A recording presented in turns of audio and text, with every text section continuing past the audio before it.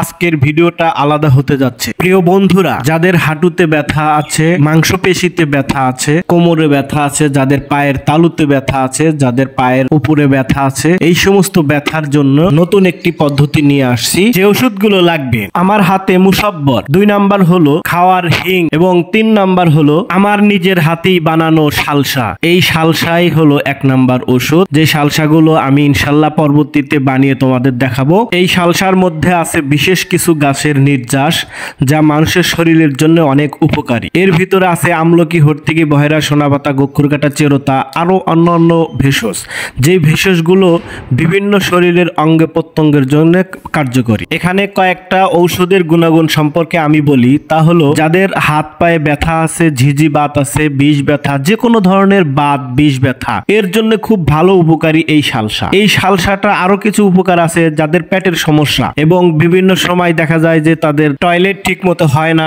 এবং গ্যাসের জ্বালায় বুক ব্যথা করে, এরকম যাদের সমস্যা আছে তাদের জন্য এই সালসাটা খুবই এই ওষুধগুলো এখন খাওয়ার নিয়ম বলে দেই। সেটা হলো মুসাব্বরটা একটা বুট কালাইকে 3 ভাগে ভাগ করতে হবে। 1 ভাগ রাত্রে শোয়ার সময় খাইতে হবে। এইভাবে প্রত্যেক দিন একবার করে খাইতে হবে। হিঙের কাজ হলো যাদের পায়ের তালুতে ব্যথা আছে, কালা চাউলের গুঁড়া সামান্য পরিমাণ হিং এর সাথে মিশ করে লেপ দিবে, আর সালসাটা সকাল বিকাল খাওয়ার আগে 1 চা চামচ পরিমাণ খাবে। দেখেন, আমার কাছে এক রুগী আসছে, এখানেই খাওয়া দাওয়া করে গেল। ধন্যবাদ সবাই।